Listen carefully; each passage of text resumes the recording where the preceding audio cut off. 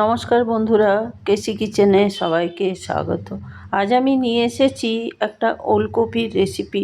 এইরকম ওলকপির রেসিপি কিন্তু এইভাবে বানালে কিন্তু মাংসের চেয়ে খুব কম বলা যায় না। চলো দেখে নিই কীভাবে বানাচ্ছি। দেখো, আমি 3টে ওলকপিকে নিয়ে এইভাবে খোসাগুলো ছাড়িয়ে বেশ বড় বড় করে কেটে নিয়েছি। খোসা তোমরা অনেকেই জানো ছাড়াতে, সবাই জানো। তার সাথে দেখো আমি কিছুটা সয়াবিনও নিয়ে নিয়েছি। তোমরা শুধুও বানাতে পারো, আমি যেহেতু সয়াবিন দিয়ে বানাচ্ছি, সয়াবিন দিয়ে বানিয়েও একদিন তোমরা দেখতে পারো। তারপরে এদিকে একটা কুকার চড়িয়ে তার মধ্যে আমি ওলকপিটা দিলাম, তার সাথে আমি সয়াবিনটাও দিয়ে দিলাম। সয়াবিনটা যে বাটিতে দিয়েছি সেই বাটির মাপ করেই জল দিয়ে দিলাম। জলটা একদম মাপ অনুযায়ী দিলে কি হয়, এগুলো সেদ্ধ করার পর জলটা আর ফেলে দিতে হয় না, যেহেতু এর মধ্যে পুষ্টিগুণ খুবই থাকে। তারপরে এটা আমি ঢাকা দিয়ে দিলাম। একটা সিটি দিয়ে দেওয়ার পরে ওইদিকে আমি নামিয়ে ছেঁকে নিলাম।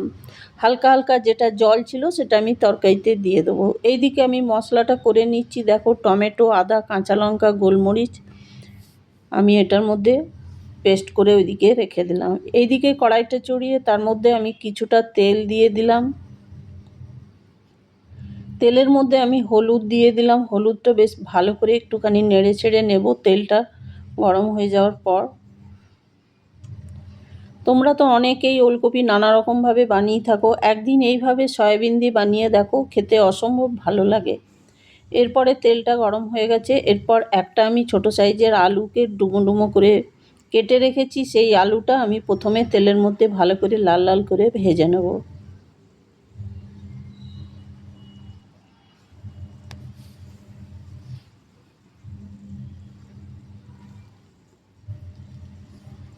দেখো, আলুগুলো আমার ভাজা হয়ে গেছে। হয়ে যাবার পর আমি এটা উঠিয়ে একটা বাটির মধ্যে রেখে দিলাম। আলুগুলো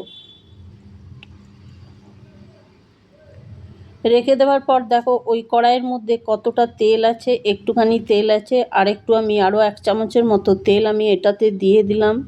যেহেতু সয়াবিন আছে সেই জন্য সয়াবিন একটু তেল টানে, সেই আন্দাজ করেই তেলটা দিলাম। দিয়ে দেওয়ার পরে 1 চামচের মতো আমি গোটা জিরে দিয়ে দিলাম তেলটাতে। একটা তেজপাতা, একটা শুকনো লঙ্কা 2 টুকরো করে, আর কিছুটা গরম মশলা, 4টে এলাচ, কয়েকটা লবঙ্গ আর একটা স্টিক দারচিনিকে আমি ছোট ছোট করে কেটে তেলের মধ্যে দিয়ে দিয়েছি। দিয়ে দেওয়ার পরে বেশ ভালো করে গরম মশলাটা ভাজা হয়ে যাবে। হয়ে যাওয়ার পর ওইদিকে যে তোমার ওলকপি আর সয়াবিনগুলো আমি ভালো করে ছেঁকে রেখে নিয়েছিলাম, সেইগুলো আমি দিয়ে দিলাম। এটা মাপ করে আমি জল দিয়েছিলাম, খুব বেশি জল এটাতে বেরোয়নি, খুব সামান্যই জল ছিল। সেটাকে কিন্তু ভালো করে সয়াবিনটা চিপে জলটা বার করে নিতে হবে, তাহলে কিন্তু ভাজতে ভীষণ সুবিধা হয়। এবার আমি তেলের মধ্যে খুব ভালো করে ভেজে নেব। ভাজতে ভাজতে এর মধ্যে আমি পরিমাণ মতো নুন দিয়ে দিলাম। আমি আলুর মধ্যে কোনো রকম নুন দিইনি, শুধু হলুদ দিয়েই ভেজেছিলাম আলুগুলো। নুন দিয়ে দেওয়ার পরে দেখো, এবার আমি আন্দাজ করে হলুদও দিয়ে দিলাম 1 চামচের মতো। নুন হলুদ দিয়ে দেওয়ার পরে বেশ ভালো করে এগুলোকে একটু কষিয়ে নেবো বা ভেজে নেব। সয়াবিন বা ওলকপি একটুখানি ভেজে নিলে ভালো করে কিন্তু খেতে খুবই ভালো লাগে।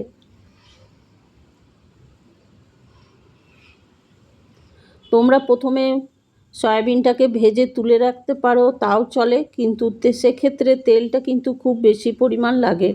এরপরে দেখো সয়াবিন আর ওলকপিটা ভাজা হয়ে যাওয়ার পরে আমি ওইদিকে যে মশলাটা পিষে রেখেছি, টমেটো, তার সাথে যে মশলাটা দিয়েছি সেই মশলাটা আমি এটার মধ্যে দিয়ে দিলাম। দিয়ে দেওয়ার পরে হালকা জল দিয়ে দিলাম। জল দিয়ে দেওয়ার পরে বেশ ভালো করে একটুখানি নেড়ে চেড়ে নেব।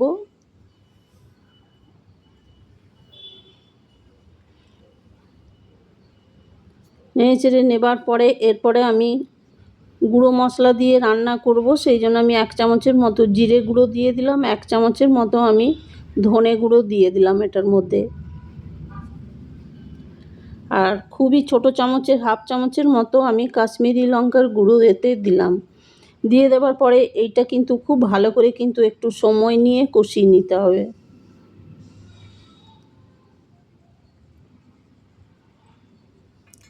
কষতে কষতে ওইদিকে যে আলুগুলো আমি ভেজে তুলে রেখেছি সেই আলুগুলোকেও আমি এটার মধ্যে দিয়ে দিলাম। দিয়ে দেওয়ার পরে বেশ খানিকক্ষণ সময় নিয়ে এটাকে কিন্তু কষেই যেতে হবে, তাহলে কিন্তু সয়াবিন বা ওলকপি দুটোই খুব ভালো করে কষা হয়ে যাবে বা ভাজা হয়ে যাবে। আর এর মধ্যে দেখো আমি মশলার জলটা দিয়েছি, সেই জন্য আমি ঢাকা দিয়ে দিলাম। 1 মিনিটের মতো ঢাকা দিয়ে রেখে তারপরে দেখো ঢাকা খুলে আরও ভালো করে এটাকে আমি কষিয়ে নেব। আর জলটাও আমার শুকিয়ে গেছে। একটু সময় নিয়ে এটাকে খুব ভালো করে কিন্তু কষিয়ে নিতে হবে। যে কোনো তরকারি কিন্তু কষানোর উপরেও তরকারির টেস্ট নির্ভর করে, তোমরা হয়তো সকলেই জানো, তবুও আমি এটা বলে দিলাম।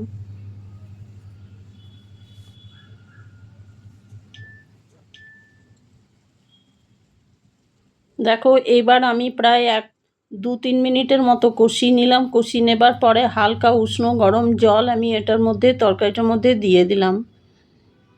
তোমরা অবশ্যই এটাতে গরম জল দেবার চেষ্টা করবে, তাহলে কিন্তু তরকারির টেস্ট ভীষণ ভালো হয়। তারপরে দেখো আমি প্রায় 4-5 মিনিটের মতো ঢাকা দিয়ে লো ফ্লেম করে রেখে দিয়েছিলাম। ঢাকা খুলে আমি দেখাচ্ছি, দেখো ওলকপি, আলু, সয়াবিন সবই আমার সেদ্ধ হয়ে গেছে।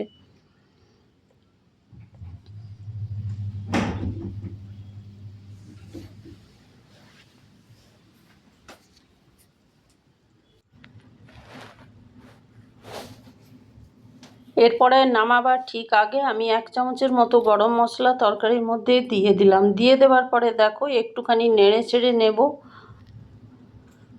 এরপরে আমি গ্যাসটা বন্ধ করে দিলাম। গ্যাসটা বন্ধ করে দিয়ে দেখো আলু, সয়াবিন আর ওলকপি সবই সেদ্ধ হয়ে গেছে। গ্যাস বন্ধ করে দেওয়ার পরে আমি ঢাকা দিয়ে কিছুক্ষণ রেখে দিলাম। তারপরে দেখো ঢাকা খুলে আমি দেখাচ্ছি কত সুন্দর হয়েছে তরকারিটা। আর এইভাবে তোমরা যদি বানাও তো ভীষণ টেস্ট হয় যে কোনো আলু, সয়াবিন আর ওলকপির তরকারি।